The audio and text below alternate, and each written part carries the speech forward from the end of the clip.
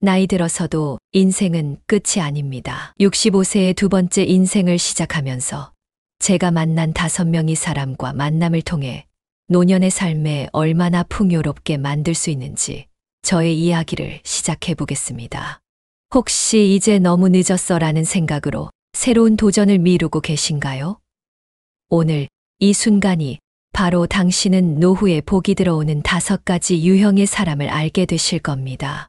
통계에 따르면 60세 이후에 새로운 취미나 직업을 가진 노인들의 우울증 발병률이 70% 감소했다고 합니다. 놀랍게도 65세 이후에 만난 친구가 30년 지기보다 노년의 행복에 더 큰 영향을 미친다는 연구 결과도 있습니다. 나이는 단지 숫자에 불과하다는 말이 결코 허언이 아니었던 거죠. 이 영상을 통해 여러분은 늦은 나이에 새 친구를 사귀는 구체적인 방법과 좋은 친구를 알아보는 지혜를 얻게 될 것입니다.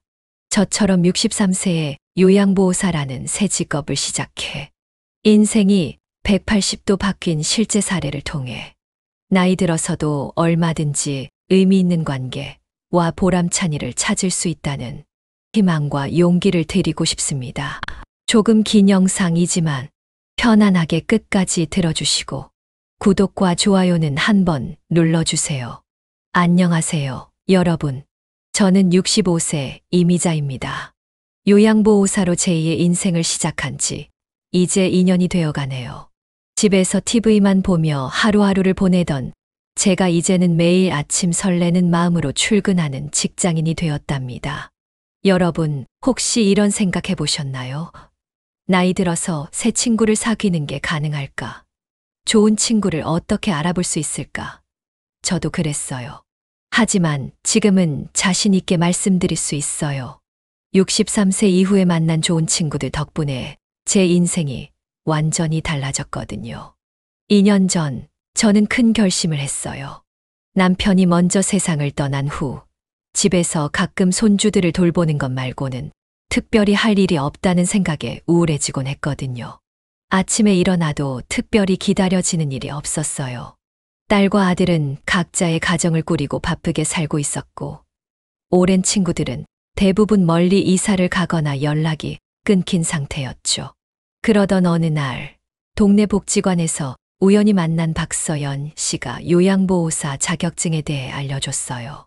서연 씨는 저보다 2살 어린 63세였는데, 요양보호사 자격증을 취득하기 위해 공부하고 있었죠. 이미자 씨, 우리 나이에도 할 수 있는 일이 있대요. 요양보호사는 나이 제한도 없고 오히려 우리 나이가 더 장점이 될 수도 있대요. 같이 공부해 볼래요? 처음엔 내가 이 나이에 무슨 공부냐 하는 생각도 들었어요. 중학교 졸업 이후로 책을 제대로 펴본 적이 없었으니까요.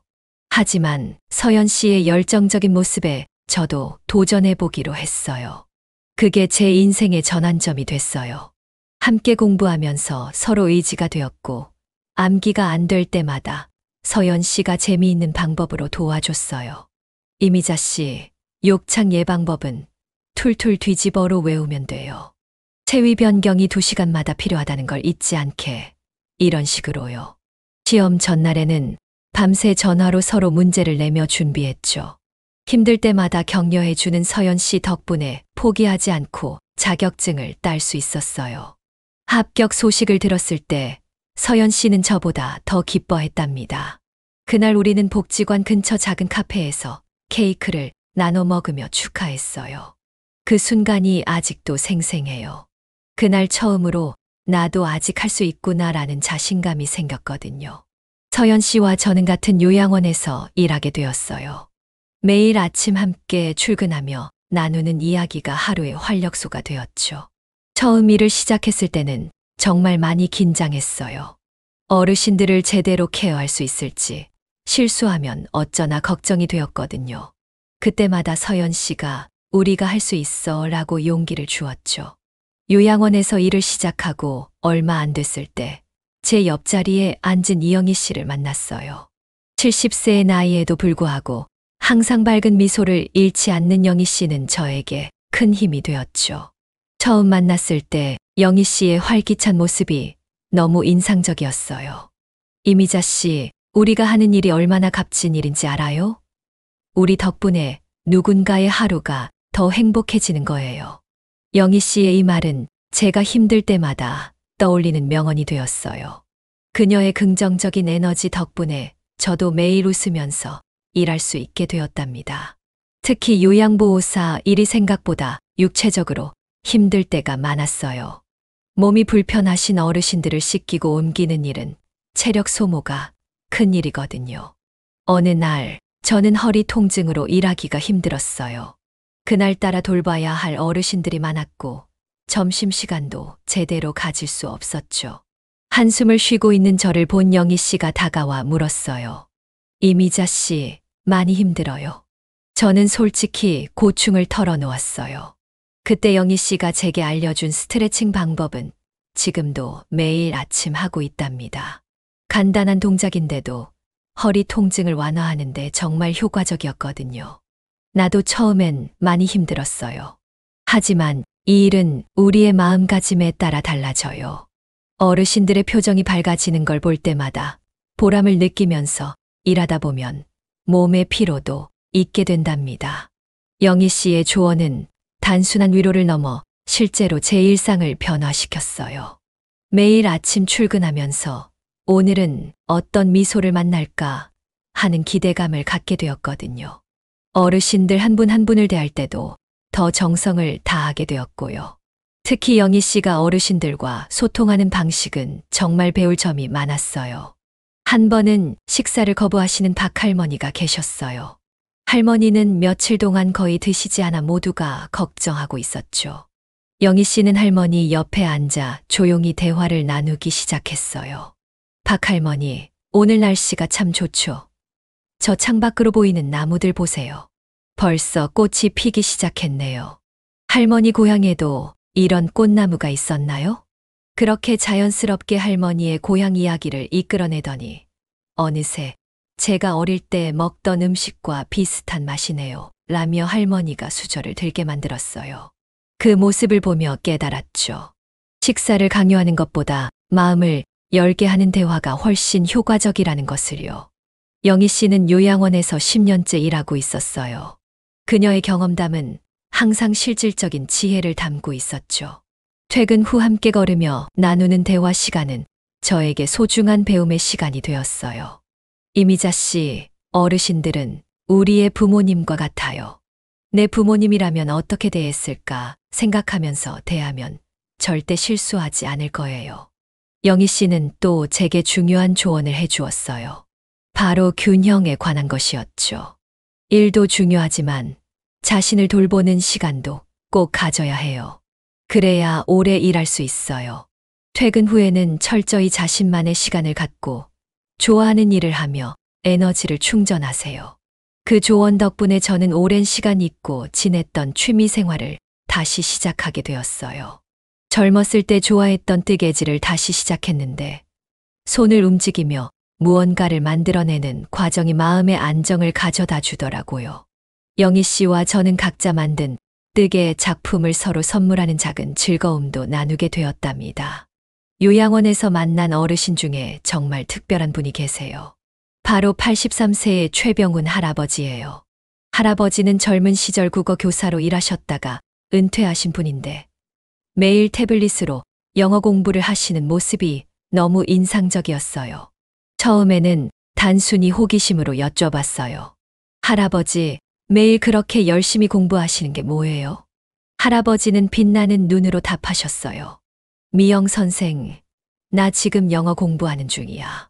나이 들어서 배우면 무덤에 가서 써먹는다고 하잖아. 그럼 무덤에서라도 써먹어야지. 그 말씀에 저도 모르게 웃음이 나왔어요. 하지만 곧 그 말의 깊은 의미를 깨달았죠. 할아버지는 계속 이야기하셨어요. 내가 젊었을 때는 영어 배울 기회가 없었어. 늘 아쉬웠지. 그런데 요즘은 이렇게 편리한 기계도 있고 시간도 많으니까 이제라도 배우는 거야. 내 손녀가 미국에 살거든.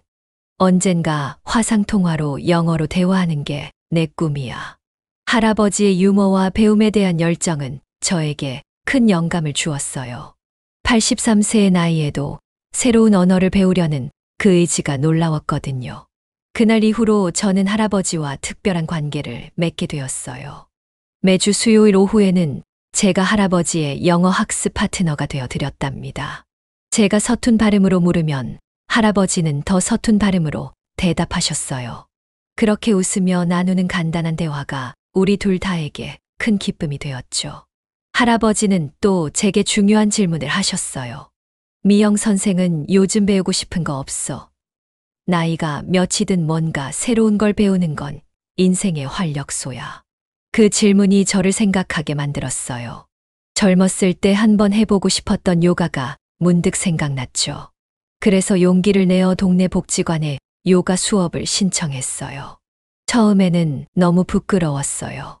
이 나이에 요가라니 남들이 웃지 않을까 하는 걱정도 들었고요. 하지만 첫 수업을 마치고 나니 그런 걱정이 사라졌어요. 저보다 나이 많은 분들도 열심히 하고 계셨거든요. 수업이 끝나고 몸이 가벼워진 느낌이 정말 좋았어요. 다음 주 수업이 기다려질 정도로요. 그 경험을 할아버지께 말씀드렸더니 너무 기뻐하셨어요. 잘했어. 그게 바로 인생을 즐기는 방법이야. 나이 들어서도 새로운 경험을 두려워하지 않는 거지. 할아버지는 젊은 시절 문학 동아리를 이끌었던 경험도 들려주셨어요. 그러면서 책을 한 권 선물해 주셨는데 바로 헤르만 헤세의 데미안이었어요. 이 책은 내가 몇 번이나 읽었는지 몰라. 나이 들수록 더 깊은 의미를 발견하게 되는 책이야. 미영 선생도 한번 읽어봐. 저는 오랜만에 소설책을 읽기 시작했어요. 처음에는 집중하기 어려웠지만 점점 이야기에 빠져들게 되었죠. 책을 다 읽고 할아버지와 나눈 대화는 정말 특별했어요. 우리는 인생의 의미와 자아 발견에 대해 깊은 대화를 나눴답니다. 미영 선생, 우리는 늙어가는 게 아니라 계속 성장하는 거야. 몸은 늙어도 마음과 생각은 계속 자랄 수 있으니까. 할아버지의 이 말은 제 인생관을 바꿔 놓았어요. 나이 들어간다는 것이 단순히 쇠퇴하는 과정이 아니라 더 깊은 지혜를 얻어가는 여정이라는 걸 깨달았거든요. 어느 날 할아버지가 갑자기 아프셔서 병원에 입원하게 되었어요.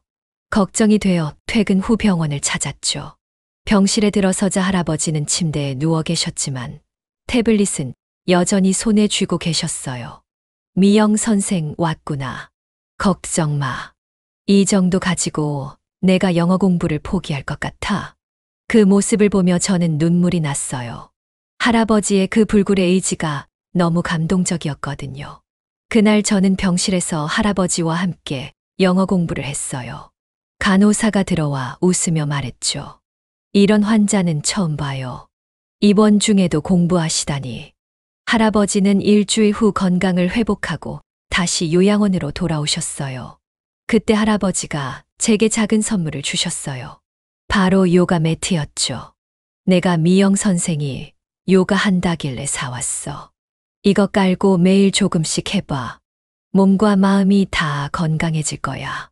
그 작은 선물이 저에게는 큰 의미가 있었어요.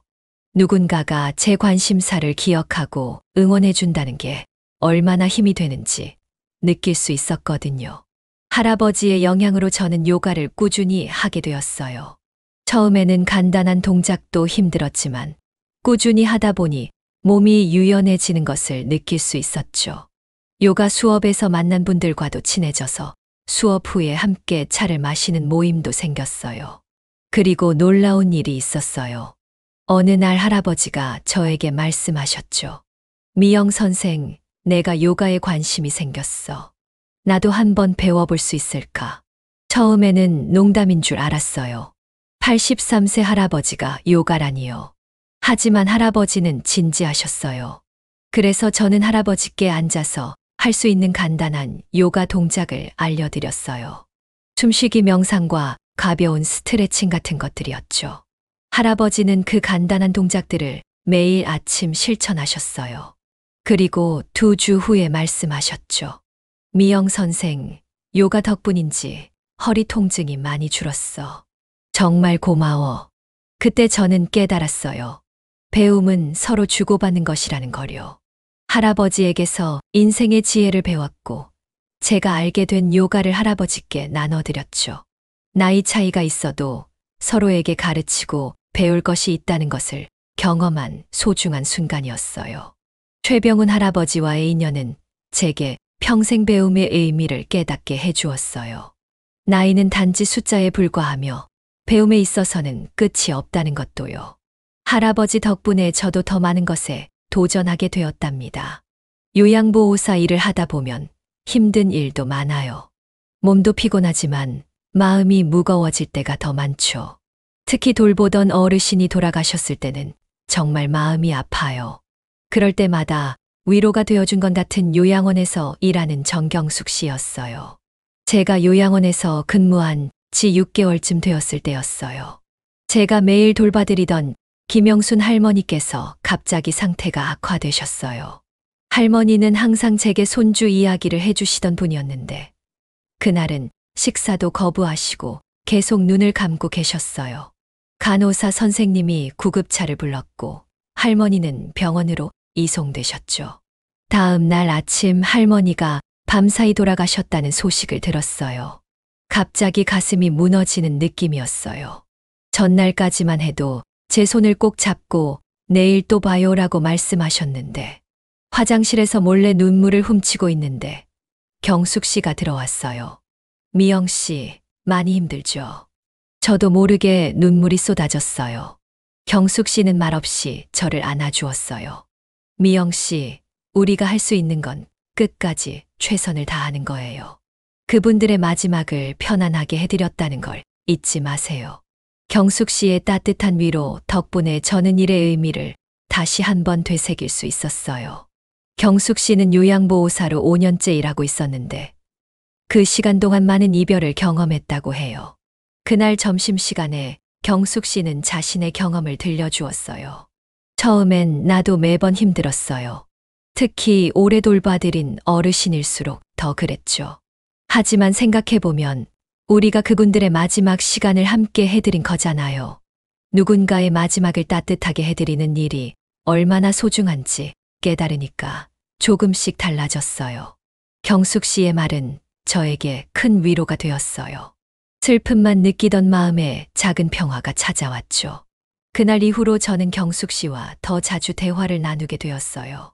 경숙 씨는 저와 비슷한 나이였지만 삶의 지혜는 훨씬 깊었답니다.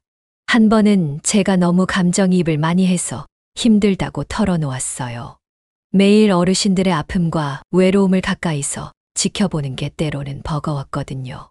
경숙 씨는 그때 중요한 조언을 해주었어요. 공감은 필요하지만 경계선도 중요해요. 모든 슬픔을 우리가 짊어질 수는 없으니까요. 퇴근 후에는 의식적으로 마음을 비우는 시간을 가져보세요. 경숙 씨가 알려준 마음 비우기 방법은 정말 효과적이었어요. 퇴근 후 집에 도착하면 따뜻한 물로 샤워를 하며 오늘의 모든 무거운 감정은 물과 함께 흘려보낸다고 마음속으로 되뇌이는 거였죠. 간단한 방법이었지만 정말 도움이 되었어요. 경숙 씨와 저는 점점 더 깊은 대화를 나누게 되었어요. 어느 날 경숙 씨가 자신의 이야기를 들려주었죠. 그녀는 50대 초반에 남편을 암으로 잃었다고 해요. 3년간의 간병 생활 후에 홀로 남겨졌을 때 극심한 우울증에 시달렸다고 합니다.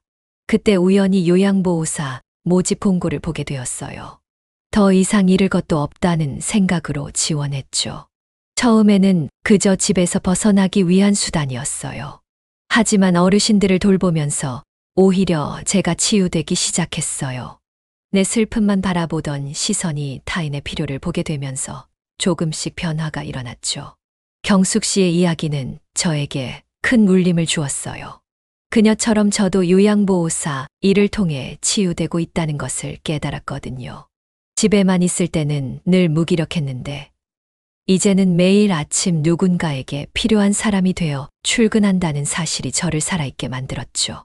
어느 날 저는 큰 도전을 결심했어요. 바로 치매 예방 프로그램 강사 자격증에 도전하는 거였죠.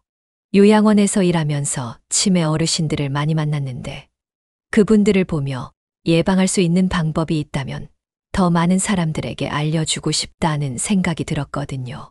하지만 솔직히 말하면 두려움도 컸어요. 내가 할 수 있을까? 이 나이에 또 공부라니 하는 생각이 들었죠. 이 결심을 가장 기뻐하고 응원해준 건 60대 중반의 새 친구 송미라 씨였어요. 미라 씨는 저보다 2달 늦게 요양원에 입사한 분이었는데 전직 초등학교 교사였어요. 그래서인지 설명을 정말 잘하고 어르신들과의 소통 방법도 독특했죠. 이미자 언니 정말 대단해요. 언니가 강사가 되면 우리 요양원에서 제일 먼저 강의해 주세요. 미라 씨의 응원 덕분에 저는 용기를 냈어요. 인터넷으로 자격증 과정을 찾아보고 등록했답니다. 첫 수업 날 너무 긴장되어 잠을 설쳤어요. 강의실에 들어서니 저보다 젊은 수강생들이 대부분이었죠. 순간 내가 잘못 왔나 싶은 생각도 들었어요. 그날 저녁 미라 씨에게 전화해서 걱정을 털어놓았어요. 다들 젊은 사람들이라 내가 너무 늙은 것 같아서 위축됐어. 미라 씨는 웃으며 말했어요. 언니, 그게 오히려 장점이에요. 언니는 현장 경험이 있잖아요. 젊은 사람들은 이론만 알지만 언니는 실제 치매 어르신들과 함께한 경험이 있어요. 그 경험이 얼마나 값진지 아세요? 미라 씨의 말에 용기를 얻었어요. 다음 수업부터는 조금 더 자신감을 갖고 참여했죠. 특히 실습 시간에 제 경험을 바탕으로 의견을 나누자 강사님도 현장에서 오신 분의 인사이트는 정말 소중하다고 칭찬해 주셨어요. 공부가 쉽지만은 않았어요. 특히 의학 용어나 뇌 구조에 관한 내용은 이해하기 어려웠죠. 미라 씨는 교사 경험을 살려 저를 도와줬어요. 주말마다 요양원 휴게실에서 만나 함께 공부했죠. 미라 씨는 어려운 개념을 쉬운 비유로 설명해 줬어요. 뇌의 해마는 우리 기억의 창고라고 생각하면 돼요. 치매는 이 창고에 불이 나서 소중한 기억들이 다 없어지는 거죠. 이런 식으로 미라 씨는 제가 이해하기 쉽게 도와줬어요. 덕분에 조금씩 자신감도 생겼죠. 어느 날 미라 씨가 제안했어요. 이미자 언니, 우리 지금 배우는 걸 어르신들에게 바로 적용해보면 어때요? 아주 간단한 두뇌 활성화 게임부터 시작해서요. 그 제안이 정말 좋았어요. 우리는 점심시간을 활용해 관심 있는 어르신들과 함께 기억력 향상 게임을 시작했어요. 처음에는 5명 정도였는데 점점 참여하시는 분들이 늘어났죠. 특히 기억에 남는 건 박순자 할머니의 변화였어요. 평소에 말씀도 별로 안 하시고 우울해 보이셨는데 게임을 시작하고 얼마 지나지 않아 표정이 밝아지셨거든요. 특히 단어 연상 게임에서는 놀라운 기억력을 보여주셨어요. 와, 순자 할머니 대단하세요. 어떻게 그 모든 단어를 기억하세요? 할머니는 수줍게 웃으시며 말씀하셨어요. 내가 젊었을 때 시장에서 장사를 했거든. 손님들 얼굴이랑 물건 가격을 다 외워야 했어. 시험 2주 전 미라 씨가 갑자기 제게 물었어요. 이미자 언니, 시험 후에 어떤 계획이 있으세요? 솔직히 그때까지 시험 합격 후의 계획은 생각해보지 않았어요. 그저 일단 합격해보자는 마음이었죠. 미라 씨의 질문이 저를 미래를 생각해보게 만들었어요. 글쎄, 아직 구체적인 계획은 없어. 우선 합격부터 해야지. 미라 씨는 짓궂게 웃으며 말했어요. 언니, 이미 합격한 것처럼 계획을 세워봐요. 그래야 더 간절해지고 목표가 분명해질 거예요. 내가 가르치면서 배운 비법이에요. 미라 씨의 제안에 따라 저는 처음으로 합격 후 계획을 세워봤어요. 지역 노인복지관에서 치매 예방 프로그램을 진행하고 언젠가는 찾아가는 치매 예방 교실을 운영하는 꿈도 꿔봤죠. 그렇게 구체적인 목표를 세우니 공부할 때 더 집중이 잘 되더라고요. 시험 결과는 2주 후에 나왔어요. 그날 아침 요양원에 도착하자마자 미라 씨가 달려와 물었죠. 언니, 결과 확인했어요? 합격이죠. 아직 확인하지 않았다고 하자 미라 씨는 제 손을 잡고 함께 핸드폰으로 결과를 확인했어요. 화면에 합격이라는 글자가 뜨자 우리는 동시에 환호성을 질렀어요. 와, 언니 정말 대단해요. 축하드려요.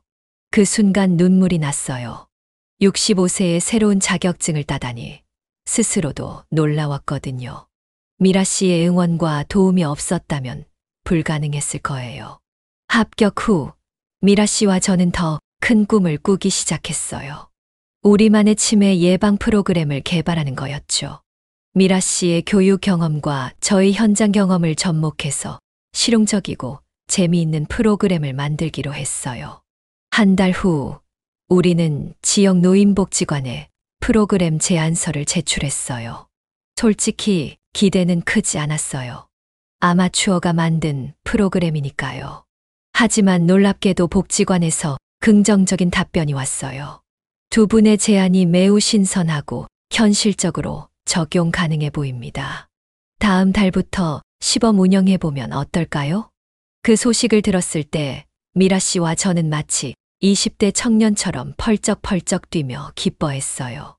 나이 든 후에도 이런 설렘과 성취감을 느낄 수 있다는 게 놀라웠죠. 지난 2년간의 경험을 통해 저는 깨달았어요. 63세 이후에 만난 좋은 친구들이 제 인생에 얼마나 큰 복이 되었는지 말이에요.